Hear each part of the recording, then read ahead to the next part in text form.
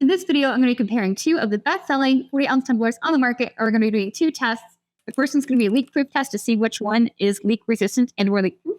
Then we're going to be doing an ice test to see which actually keeps ice in your cup and drinks cool for the longest amount of time. But first, a super quick tour. In this quarter, we have the Stanley 40-ounce, the classic, with a twist-off lid, which I personally think can be a little bit difficult to get off at times, just saying. Chug option cap, because you can actually twist this around for you a little chug thing right there if you want to, or you just don't really care about using straws.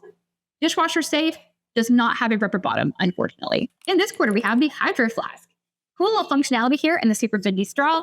This lid just pops right off, which I find the easiest to work with. Also dishwasher safe, because it all comes apart just like so. No rubber bottom on this either. Now let's see which one of these is actually leak-proof and or leak-resistant. For this test, I am going to take the straw out because that's what Stanley recommends, and I'm going to cover up the chug hole just like so. All right, on the side, nothing so far. Upside down, and get a little leakage in there. All right, next up we have the Hydro Flask. Side, nothing much. Upside down, a little leakage, but maybe a little bit less than the Stanley. But honestly, they're pretty close. All right, now let's see which actually keeps ice in your cup and your drinks cool the longest. A head-to-head battle. So I just filled both of these up with ice. We're going to put lids on, check back in here in a few hours, and see which is going to keep ice in your cup the longest. Okay, first 8-hour check-in. Let's see what we've got. First, the Stanley. Good amount of ice. I pre-loosened these cups, by the way, or the lids, I mean. Still a good amount of ice left in the Hydro Flask. We'll keep checking in. 15-hour check-in with pre-loosened lids.